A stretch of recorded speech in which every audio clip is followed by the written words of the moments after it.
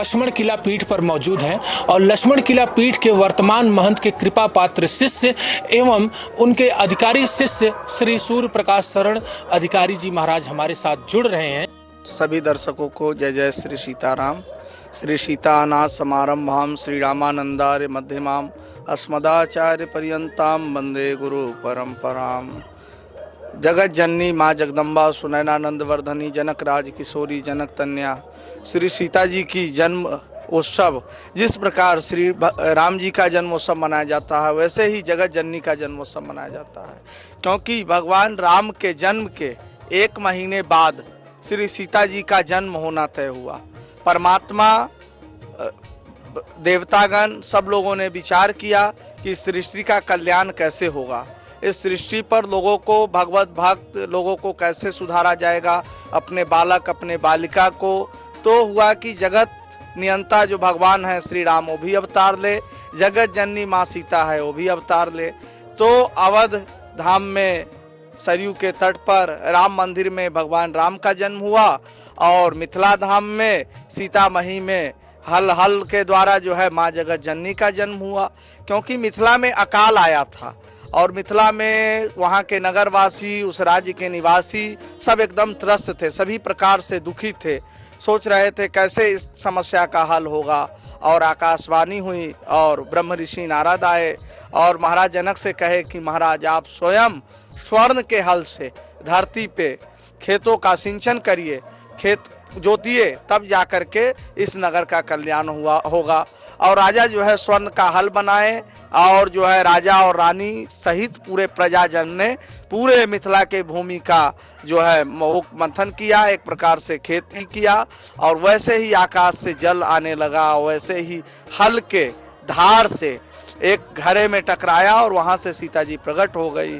सीता जी का प्राकट्य हुआ और पहले तो बालिका के रूप में सब जानते थे, परंतु इस बात की आकाशवाणी हुई कि जगत जननी जगदम्बा का जन्म हुआ और हल के नोक से उनका जन्म हुआ, इसीलिए उनको सीता नाम दिया गया। महाराज निमि के वंश में जो है सीता जी ने आकर के पूरे मिथिलांचल पे अपनी दया दृष्टि कृपा बरसा करके साम्राज्य को धन वृद्धि सारे आपदाओं को दूर करके उनके जन्म काल से ही ऐसा प्रभाव रहा।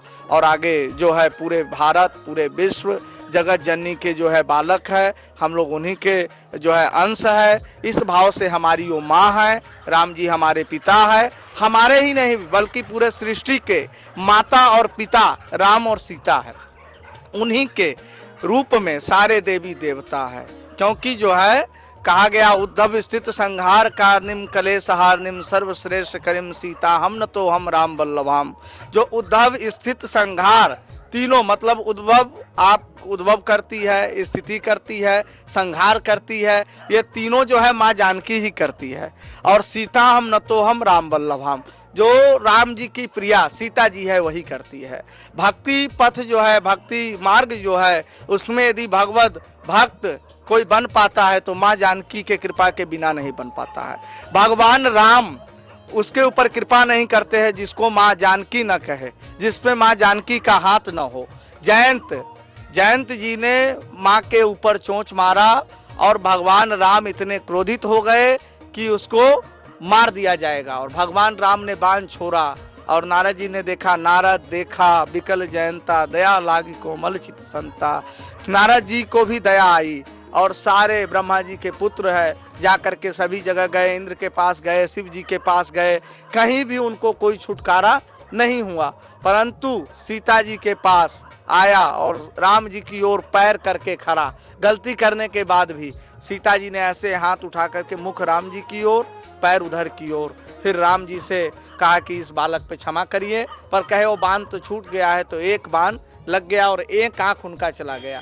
आज जो कावा है उसका एक आंख है, उसका यही रहस्य है। कावा का एक आंख जो है सीता जी के कारण ही उनको मिला।